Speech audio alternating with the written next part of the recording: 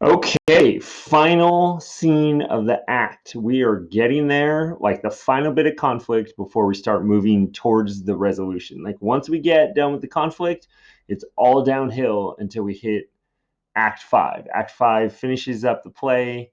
Um, two really quick scenes and then the long final scene. Uh, and Act Four moves really fast, just boom, boom, boom. A few things here and there, and then we're moving. We're off to the races. Um, so this is it, people. We are getting there. I am so excited.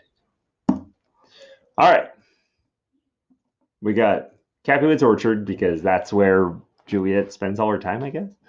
Um, Usually, this takes place in Juliet's bedroom after, um, their wedding night. Maybe the orchard is her bedroom. I don't know.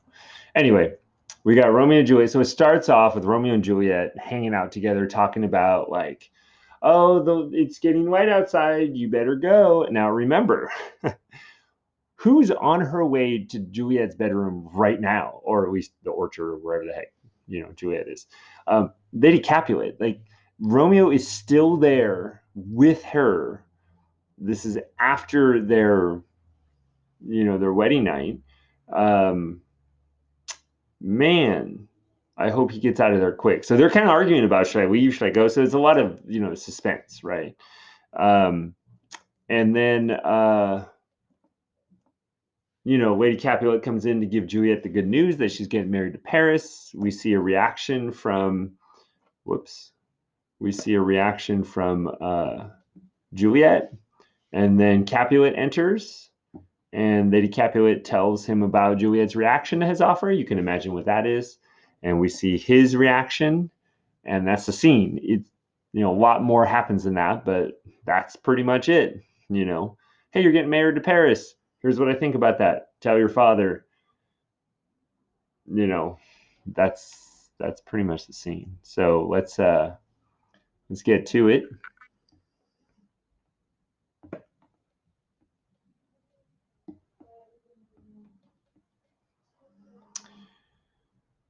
Okay, so Juliet's like, "What? You're leaving? Wilt thou be gone? It is not yet near day. It was the nightingale, not the lark, that pierced the fearful hollow of thine ear." You heard the nightingale singing, not the lark. The lark sings in the morning, nightingale sings at night. Nightly she sings on yon pomegranate tree. Believe me, love, it was the nightingale. Romeo says, no, no, I'm pretty sure it was the lark. It was the lark, the herald of the morn, no nightingale. Look, love, what envious streaks do lace the severing clouds in yonder east. Night's candles are burnt out, and jocund day, that's a joyous day, stands tiptoe on the misty mountaintops. I must be gone and live, or stay and die. Like, I gotta go. Um, Otherwise they're gonna kill me. So Juliet says, yon light is not daylight. I know it. That yonder light. That's not daylight.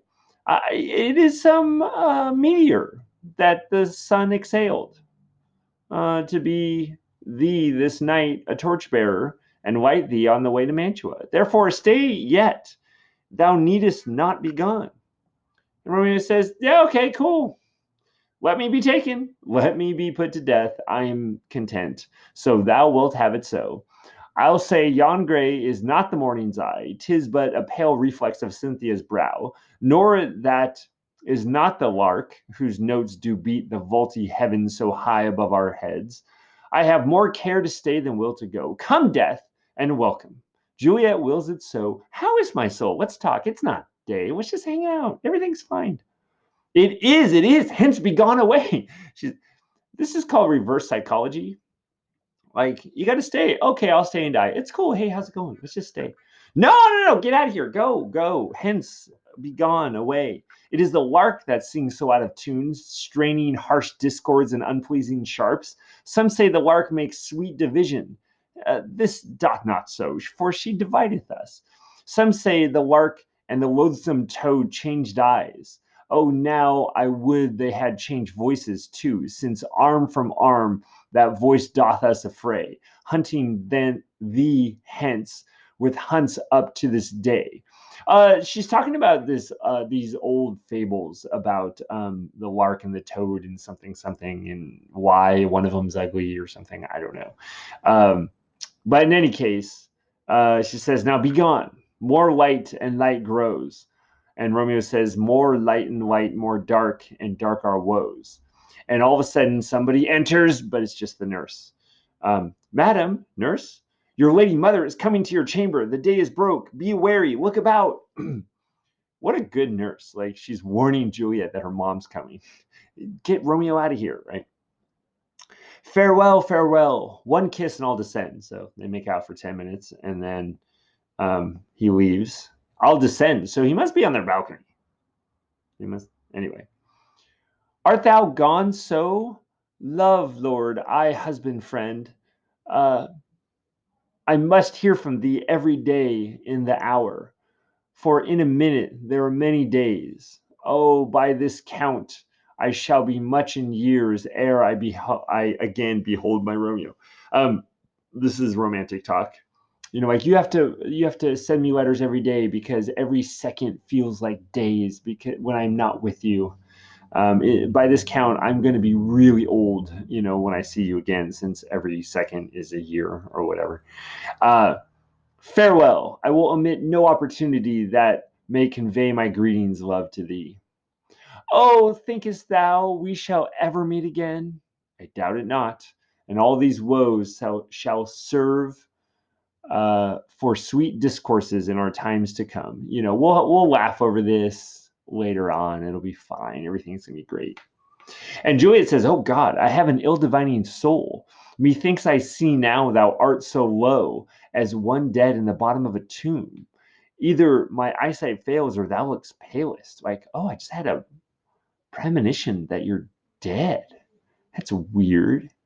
And of course, we all know that that's what's going to happen because Shakespeare told us. "And trust me, love, in my eyes, so do you. Dry sorrow drinks our blood. Adieu, adieu." And he leaves. Okay, so here comes the good news. Before Lady Capulet enters, Juliet says, "Oh, Fortune, Fortune, all men call thee fickle. If thou art fickle, what dost thou with him that is renowned for faith? Be fickle, Fortune, for then I hope thou wilt not keep him long, but send him back." Okay, that's kind of interesting. Fortune, of course, is like fate. Fickle means that you change your mind quickly. So, everybody says, no, you think things are going one way, but fortune or fate is fickle. It changes its mind. So go ahead, change your mind, bring him back, like right now, right? And then Lady Capulet says, "Ho, daughter, are you up?" Meaning, ho, daughter, are you up? She's not calling her daughter a ho. That wouldn't make any sense because they didn't even use that word in that way back then. What kind of silliness is this? Uh, Who is that calls? It is my lady mother. Who is that calls? It is my lady mother. Is she not down so late or up so early? It's like 4 in the morning or something. I don't know. Um, what unaccustomed cause procures her hither, not thither, totally different. Why, how now, Juliet? Madam, I am not well. Evermore weeping for your cousin's death? What wilt thou wash him from his grave with tears? And if thou couldst not make him live. Therefore, have done. Some grief shows much of love, but much grief shows still some want of wit. Um, I think this was pretty typical back then because I've read quite a few things where this was the sentiment. People say, stop crying, stop mourning. Mourning too much makes you look dumb, makes you look silly. Much of grief shows some want of wit, shows that you want some intelligence, right? Like you're not smart. Um, this is very contrary to what people now believe, right? Like mourning is a process. It takes a while. It's a natural process that you need to go through in order to, be okay with things. If you push things away and pretend that everything's fine, then that's not a good thing. So this is what Lady Capulet is telling her. It probably would have been a very typical thing for a mother to say back then, but that's not, you don't want to do that. Okay. Uh, Juliet says, yet let me weep for such a feeling loss. Okay, so now we are getting into the best dramatic irony in the play, right? If I am going to test you on dramatic irony, it is going to be in this scene. Um, and it's all throughout the scene. So it starts here. Let me weep for feeling such a loss. The audience knows that the loss she feels, who she's talking about, is Romeo. What Lady Capulet thinks is she's talking about Tybalt. Like, she doesn't know that she's already married and in love with Romeo, so it wouldn't even occur to her that, this loss might be for anyone but Tybalt. So Lady Capulet says, so shall you feel the loss, but not the friend which you weep for. Like, all you're gonna feel, is sadness, is the loss of Tybalt. And Juliet says, feeling so the loss, I cannot choose but ever weep the friend. Feeling the loss of Romeo, I cannot but help but weep for him. Again, Lady Capulet thinks that Juliet's talking about Tybalt here. And Juliet is purposely being vague. She just says the friend, because that could be anyone, right?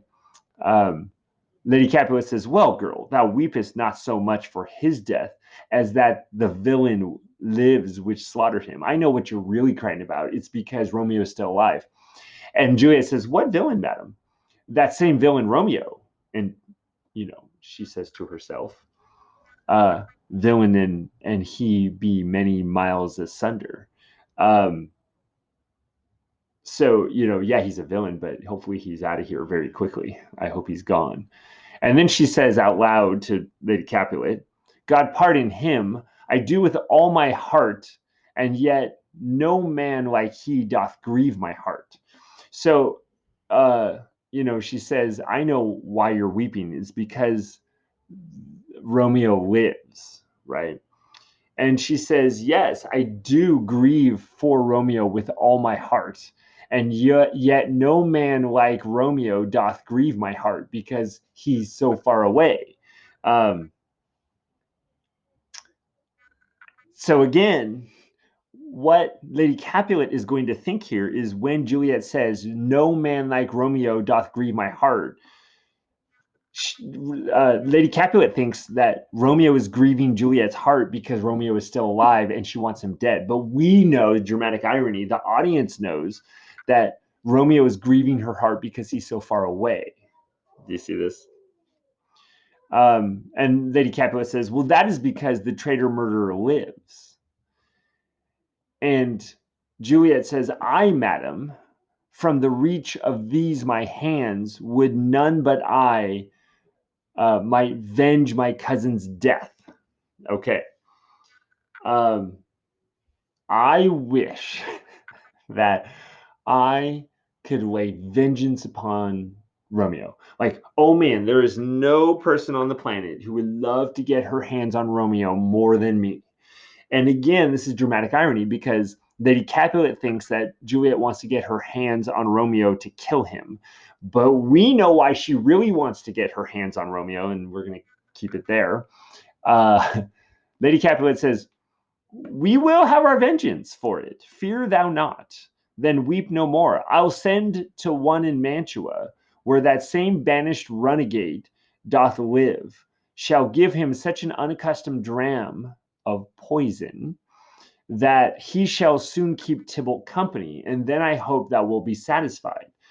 Well, this is interesting. Lady Capulet has just given away her plan, so now Juliet can tell Romeo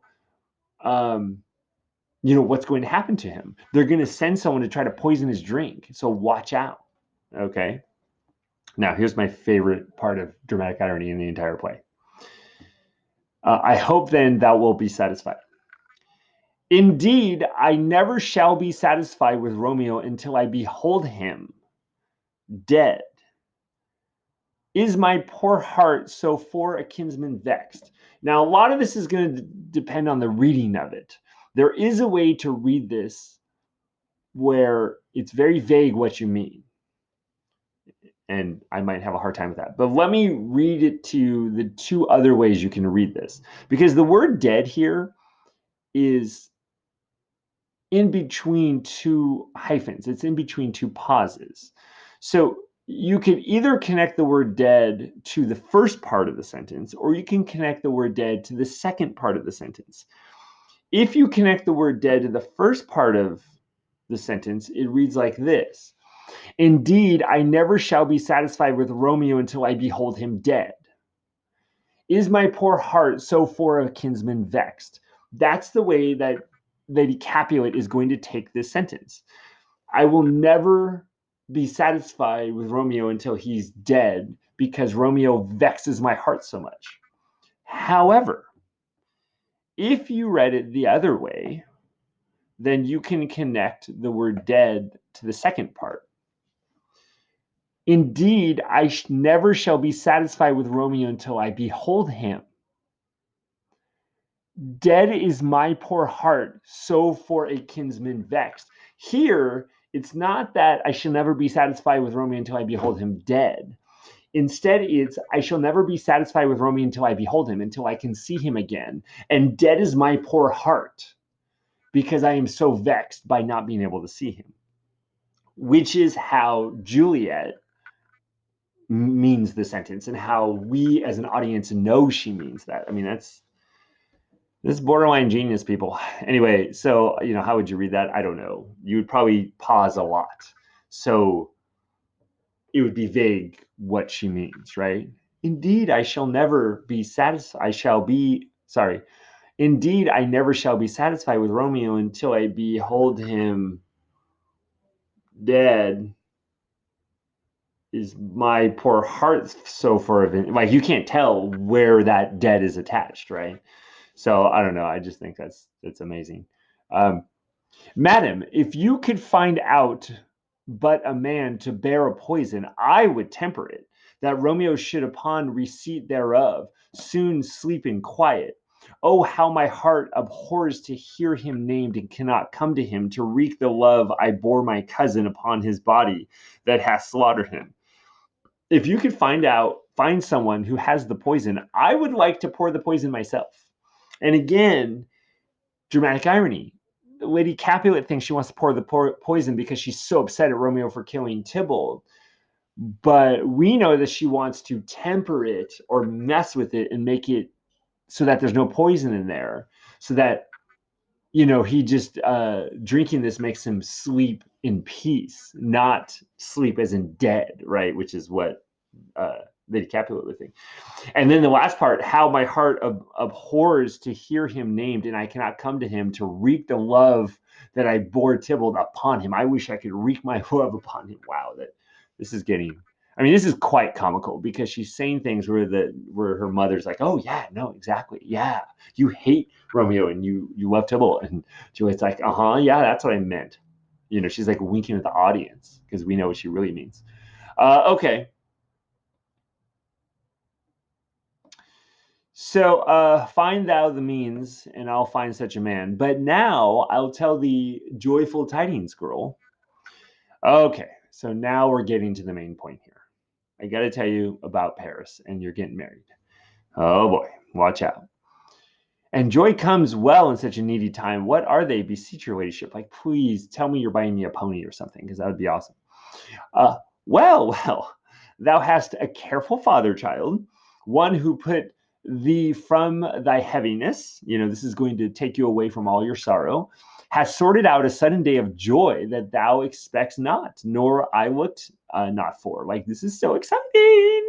You're going to Disneyland. No, he's found a day of joy for you in all this sadness. Oh, madam, and happy time. What day is that? Marry, my child, next Thursday morn, the gallant young and noble gentleman, the county Paris, at St. Peter Church, shall happily make thee there a joyful bride. What do you think? Isn't that amazing? Now by St. Peter's Church and Peter too, he shall not make me there a joyful bride. I wonder at this haste that I must wed ere he that should be a husband comes to woo. Now that's tradition, right? She's pulling tradition here. Like, this isn't the proper way to do it. Um, you know, guys are supposed to woo girls before we get married. I pray you, tell my lord and father, madam, I will not marry yet, and when I do, I swear it shall be Romeo, whom you know I hate, rather than Paris. These are news indeed. That's kind of funny. I would rather get married to Romeo than Paris. She's already married to Romeo. Well, here comes your father. Tell him so yourself, and see how he takes it at your hands. Yeah, why don't you tell your father that, Mister I'm in charge, and see how this goes. All right, everybody ready for conflict? When the sun sets, the earth doth dizzle drew. But for the sunset of my brother's son, it rains downright. How now? A conduit girl? Like, are you still really? Are you still crying? Still in tears? Evermore showering? In one little body, thou counterfeits a bark, a sea, a wind. Like, you look like a boat in, and your tears are creating a sea for you to float in.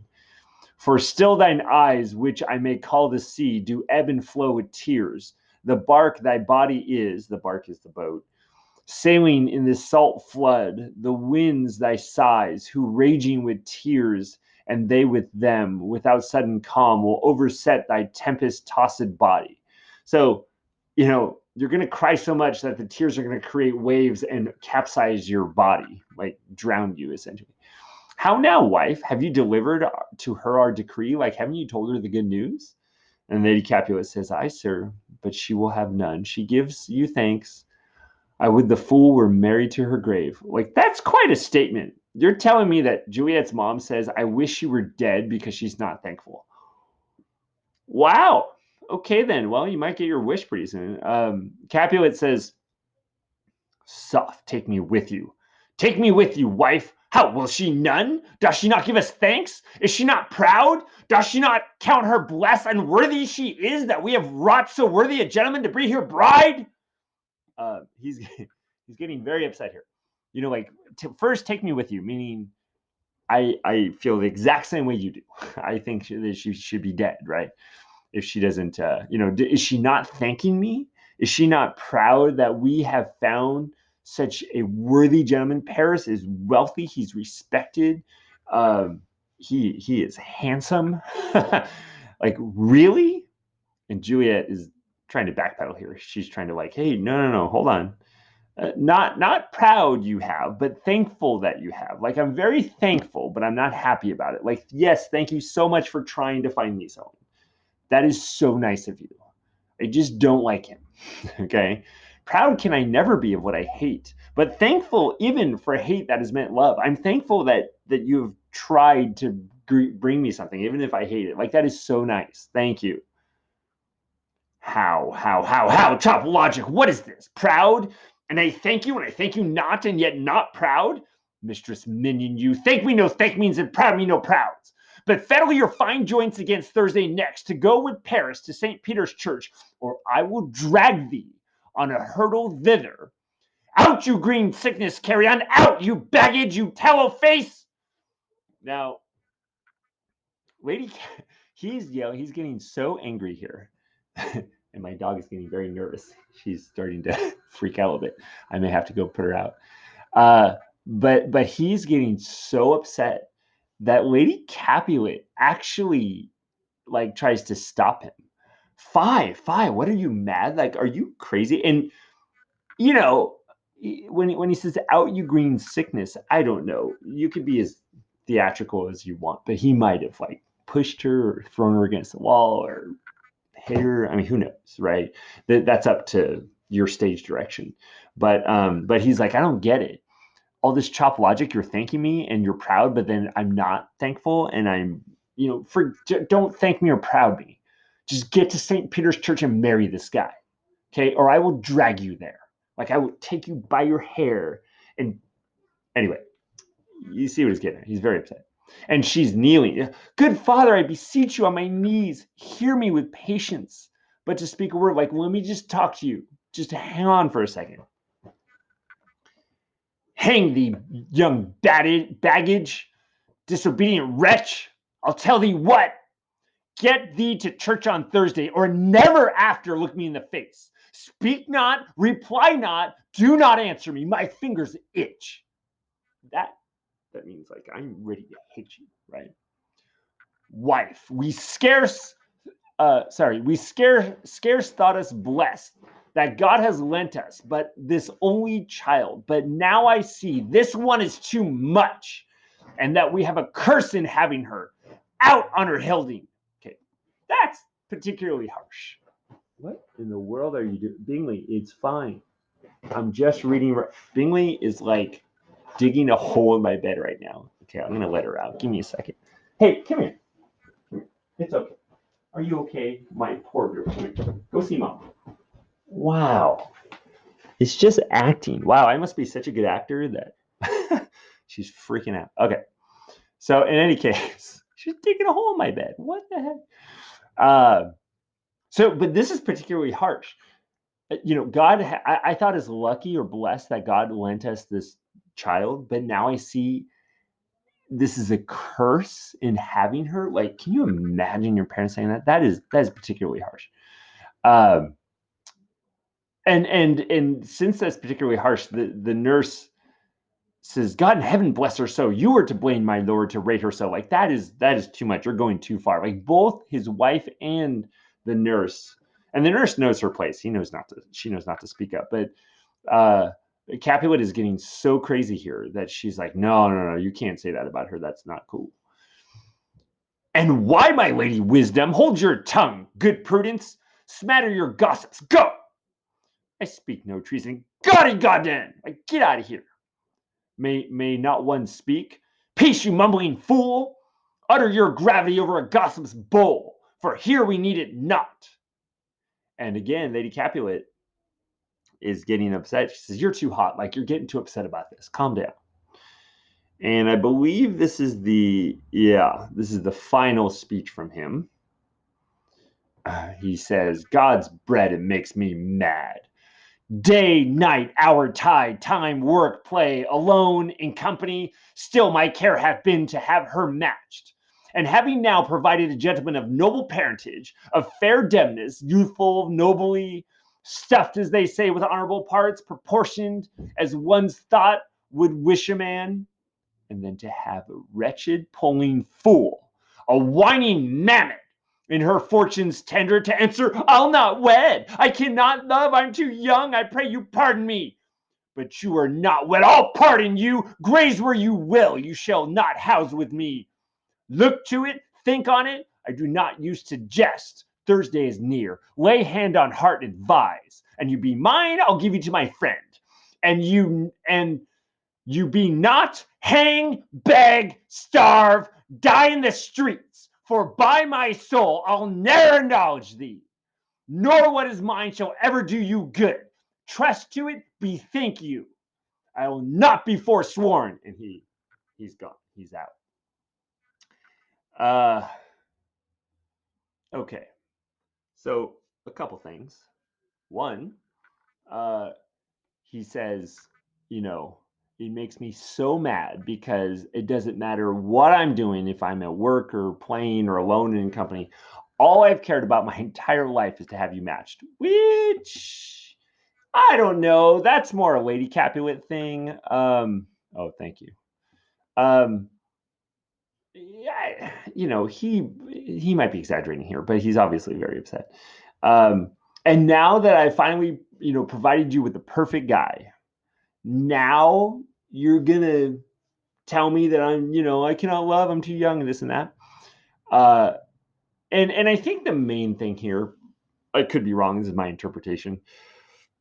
I think that he's mostly upset because she's basically, you know, saying no to him. Like nobody says no to this guy. And the other thing is, it really does hurt someone's feelings when you think you found the perfect gift for someone. This ever happened to you?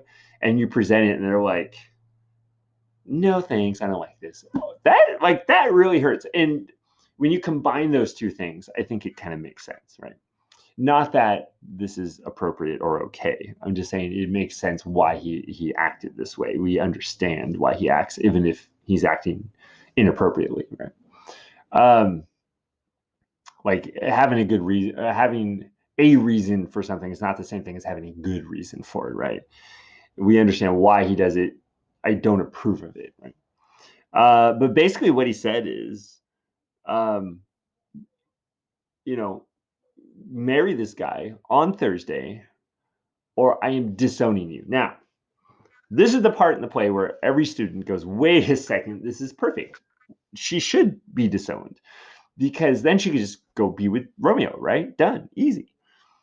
I don't know that that is quite the case. For one, um, they might come looking for her. He might change his mind. He might, send spies out to know what's going on. They might not just let her go. Like they might actually try to harm her. Also, she has no like way to subsist. It is not safe for a woman to just be walking around by themselves. There aren't very many professions for, prostitute would be one for a woman back in that time period. Um, so like if you're cut off from the family funding, you're in big trouble. And I know you're like, oh, but she could just go hang out with Romeo and just live with him. Yes, true, but then there wouldn't be a plot, right? So this is supposed to be like kind of she's really in a tough situation here. Like she can't this isn't an option. Like, oh no, this is so great. It's not an option, right? She's in a really tough spot because she basically has two choices. Uh, marry Paris or and I mean, she's married to Paris then, so she can never be with Romeo or be cut off from the family forever. So it's a tough spot. So he exits, and Juliet begs to Lady Capulet. Is there no pity sitting in the clouds that sees into the bottom of my grief? Oh, sweet my mother, cast me not away. Delay this marriage for a month, a week, or if you do not, make the bridal bed in that dim monument where Tybalt lies. Like, this cry for help, and she's not being subtle here. You know, delay the marriage or I'm going to kill myself. Okay. Talk not to me, for I'll not speak a word. Do as thou wilt, for I have done with thee. That's quite a dismissal. It seemed like she was kind of upset about Capulet's, being so upset, but she's not helping Juliet in any way. So finally, Juliet only has one person left to go to. Oh God, nurse, how shall this be prevented? My husband is on earth, my faith in heaven. How shall that faith return again to earth, unless that husband send it me from heaven by leaving earth? Comfort me, counsel me. Alack, alack, that heaven should practice stratagems upon so soft a subject as myself. What sayest thou? Hast thou not a word of joy? Some comfort, nurse, help me out. And the nurse says, Faith, here it is. Here's what I suggest. Okay. Romeo is banished, and all the world to nothing, that he dares ne'er come back to challenge you, or if he do, it needs must be by stealth. Then, since the case so stands as it doth, I think it best you married with the county. I think you should get married to Paris. He is a lovely gentleman. Romeo is a dishcot to him, an eagle, madam, hath not so green, so quick, so fair an eye as Paris hath. Beshrew my very heart, I think you are happy in the second match, for it excels your first. Or, if it did not, your first is dead. Or 'twere as good as he were, as living here with you and no use of him. So there's nothing you can do with that marriage. It's as good as dead. You might as well marry Paris. Do you speak as from thou heart? Is this really how you feel? And from my soul too, else beshrew them both. Amen. What? Well, okay. Thou hast comforted me marvelous much. Go in and tell my lady I am gone, meaning Lady Capulet, having displeased my father to Lawrence's cell to make confession and to be absolved. I'm so upset that I was so rude to my father that tell my mother that I'm going to Lawrence's cell to make confession and to beg for forgiveness for being such a jerk. We know why she's going there, to get help from him, right? Uh, and the nurse says, Mary, I will, and this is wisely done. Now, as soon as the nurse leaves, Juliet says, Ancient damnation, O most wicked fiend! Is it more sin to wish me thus forsworn, or to dispraise my lord with that same tongue which she hath praised him with above compare so many thousand times. Go, counselor, thou in my bosom henceforth shall be twain. I'll to the friar to know his remedy, or else myself have the power, or all else fail, myself have power to die. So a couple things, and this is very important. She has broken contact with the nurse. The nurse was her confidant, just as the friar was confidant to both Romeo and Juliet. But now Juliet does not have the nurse to help her. She says, "You know what? We're done. Like, I'm go, counselor. You and my bosom are henceforth shall be twain, shall be split. You will not know my private thoughts anymore. I'm not going to talk to you. I don't care, right? If you think I should marry Paris." So she's going to the friar, and she probably has like a dagger, that she's tucking away in her purse or whatever. Because she says, or if all else fail, I have the power to die. So, I'm going to go to the friar, see if he can help me. If he can't, I'm going to kill. If he can't, I'm going to kill myself. And of course, they keep hinting at suicide over and over and over and over and over. It's almost a motif in this, because we know that that's what's actually going to happen, but not quite yet. The main thing here, I mean, we have tons of conflict, right? Like, this really ups the ante again, because not only does she have to get married, but now there's an added thing that if she doesn't, then she's kicked out, right? She's on the street. She's going to die. This is a huge amount of conflict. There's a time limit, right? And we find out, like, this is a huge shift for Capulet. But again, we've seen a little bit of this before. Capulet, has shown a temper. He's shown that he likes to be in charge. So this isn't completely out of left field, but it's certainly a little bit of a shock. Juliet has lost her confidant, so this is more conflict because now she's more alone in the world. All she has left is the friar. So things are getting even more tough for her. And then just remember that this is a good scene to use, quotes for dramatic irony on the test, right? So you might see that. So, all right, that was a long one, but we're done with conflict. Now it's all downhill. It is all falling action is Act 4 until we get to the finale, which is coming up quick. So, oh boy, I'm excited.